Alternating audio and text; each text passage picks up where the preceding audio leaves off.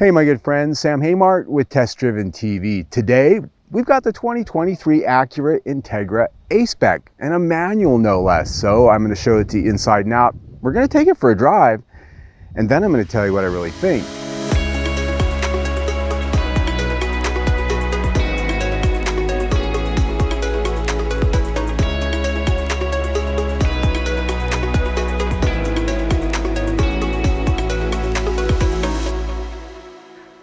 All right, my friends, what we have here is a top trim grade A-Spec Integra manual transmission. You can get an automatic CVT in this, but why would you? This is a high performance driving experience.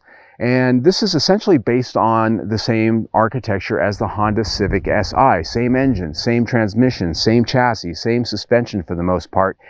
Only here we have a 5-door hatch instead of a 4-door sedan. In this particular trim grade, our price is tested $37,000 and some change. The only option we have here is the optional paint. Yeah, it's white, but the car manufacturer doesn't figure it out that if you want white, you're going to pay for it. It's a pearl metallic, a very nice white nonetheless. Looking at the styling though, this shares nothing with the Honda Civic. The diamond pentagon grille, dual LED headlights, and then down in the lower fascia you can see fog lights down there. Coming around the corner, the wheels on this are 18-inch alloys, 235/40 series rubber.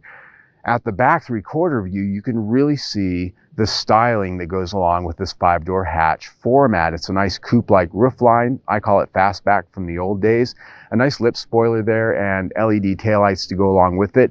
You can see Integra right there in the bodywork in terms of logo. And then in the lower fascia, dual exhaust finishers down there with a little bit of a splitter detail, very nice and sporty. The interior here, very much like the Honda Civic upon which is based, is filled with high quality materials and switchgear. In fact, a lot of the switchgear here and some of the vent hardware and little bits and pieces that you're going to find, the hardware is literally right from the Civic, but the design, the layout of the dash, and some of the other trims and soft trims in here are, of course, unique. And so as I look around, the first thing you're going to notice is these bright red seats. Now, if these are a little bit above your taste level, don't worry. They are available in other colors besides porn red, but I like them. I think they're very sporty. Sitting here in these chairs, these are not the same sport seats you're going to find in the Honda Civic Si. They're slightly different. In this top trim grade, they're power operable for the driver and the passenger. And while they look like leather and suede, what they are is vinyl and synthetic suede, which is plastic. And so my first comment on that is on my road trip, I found that they're very sweaty seats. These are, this is a collection of material that at least my body tends to develop moisture on, and that's not always the case with vinyl. The other thing about these seats is while they're very supportive in the way of being sports seats, I did find that on a long trip, I was ready to get out of them at the end of the day. They're very firm, and no matter what I did with all of the different 12-way adjustments that this seat has for me, I could not find a position that didn't, well, at the end of the day, I wanted to get out of it. I just couldn't find that comfortable spot. So not everybody's going to have that problem, but I always like to point that out.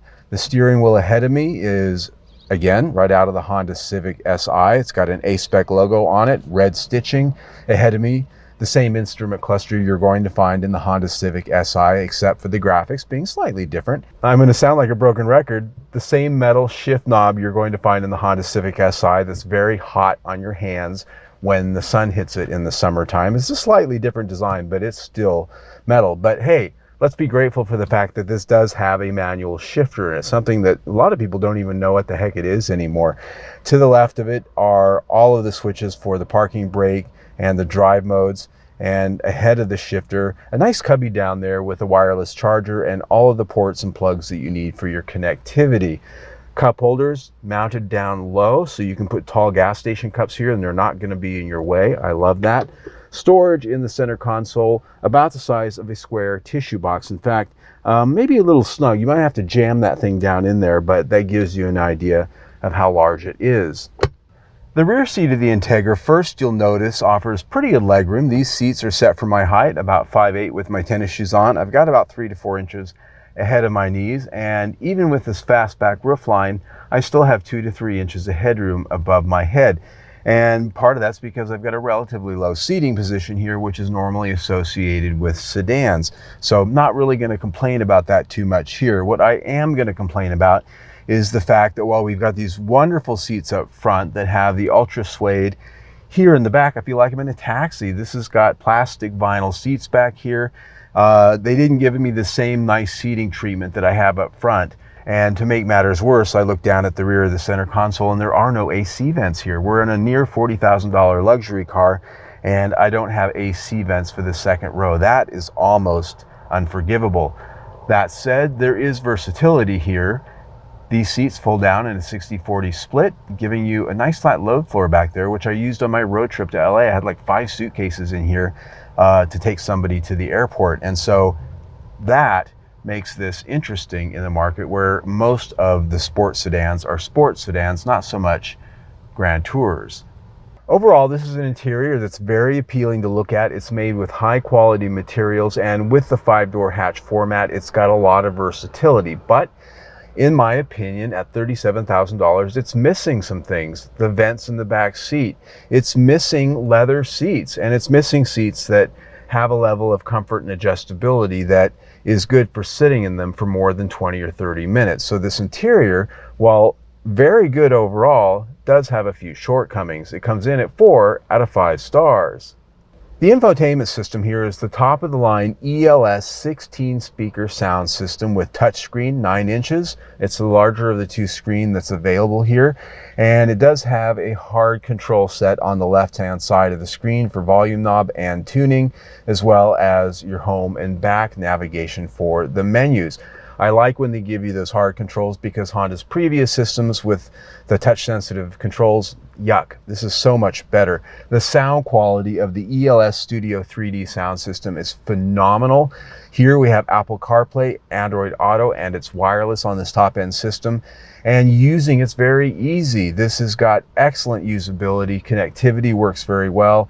This is a system that I've just been very impressed with. The visibility could be just a little bit better because it's not protected from glare of the sun, but this is a system that's very competitive in a sea of both good and not so good systems out there, depending on the brand you look at. This system gets 5 out of 5 stars. All right, my friends, let's get this thing out for a drive. And if you watch my videos, you know the favorite question I always like to ask is, how does it go? So we're out in the absolute middle of nowhere. There's nobody around, and I've got this on sport mode. Traction control's on though, so let's see how it goes. Woo! Little scratch in second gear there. And 60. Now, I'll admit, I'm not the best when it comes to just drop shifting this thing out in the middle of nowhere, but hey, I didn't kill it. This has got a nice quick acceleration curve, 200 horsepower, 192 pound-feet of torque, and that torque is available from 1800 to 5000 RPM through the whole range. Wonderful turbo tuning to get that flat number there. This comes with a 6-speed manual transmission in this particular car, and you can get a CVT automatic, but I don't recommend it. Here with the manual, you get a limited slip differential, which is just altogether better if you're out there really driving this thing on a windy mountain road or on a track. 1.5 liter VTEC, you know, this is what Honda's made of. I do find that the power is adequate. It is sporty, but I certainly wouldn't call it fast. With the various drive modes that this has, Eco, Normal, and Sport, the best part about it is individual mode. That allows you to set all of the metrics the way you want it: steering, engine, suspension, and best of all, auto start stop, which this has. Not my favorite thing in the world, especially with a manual transmission. Yuck. But you can set individual drive mode to have that turned off. So when you get in the car, you hit the individual button and everything gets set the way you want it in one button, rather than having to hit your mode, turn off the auto start stop system. You can just click, it's done. So, well, I wish everything would just stay the way you put it. It's the next best thing. One button and away you go. On the subject of fuel economy, this is rated at 26 city, 36 highway, and 30 mpg combined. In my week with it, I did get a combined total of about 33, which is actually better but I will tell you that that was because I did a lot of highway driving and not as much city driving.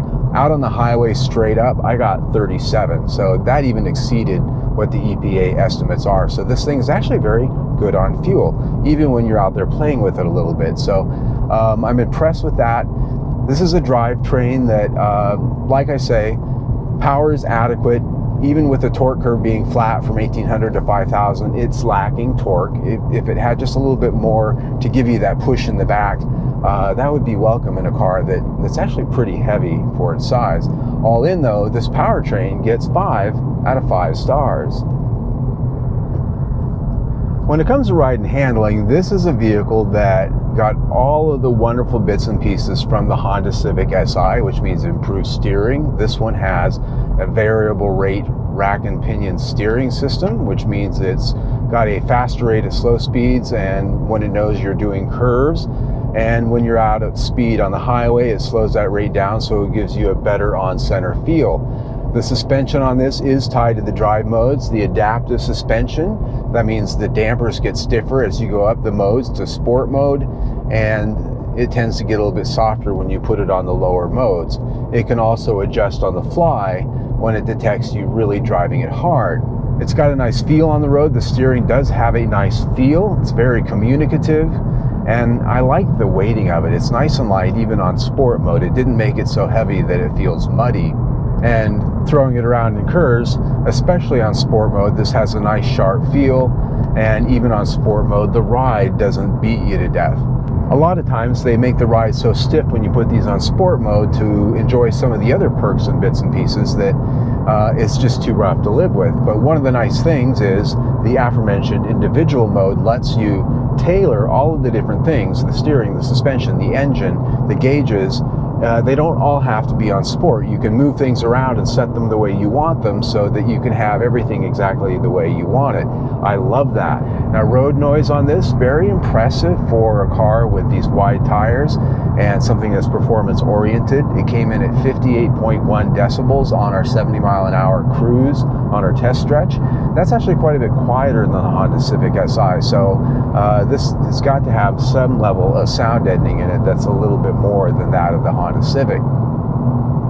Overall, I am very impressed with this chassis. It's got handling poise, it's got adjustability, and it just feels right.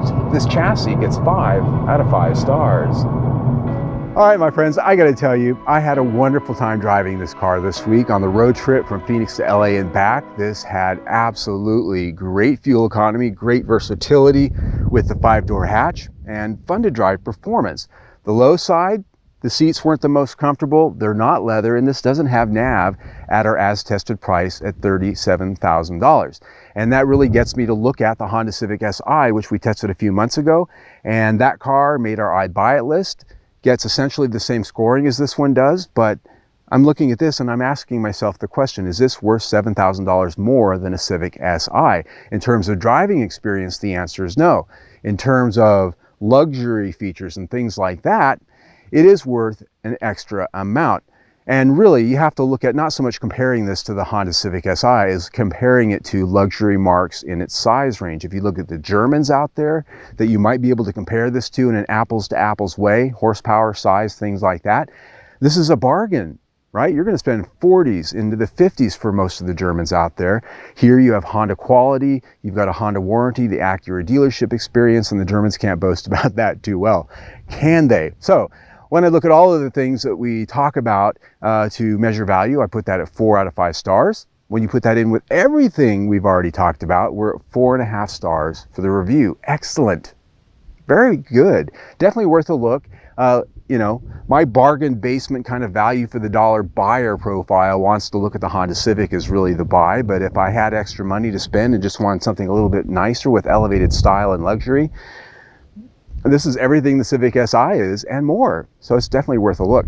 There you go. So if you like what we do, please follow us on social media. We do a lot of stuff out there that we don't get to put videos out on. You can see that on our social media channels linked down below. You can also see our latest video right there. Better yet, subscribe to our YouTube channel right down there. Either way, stay tuned.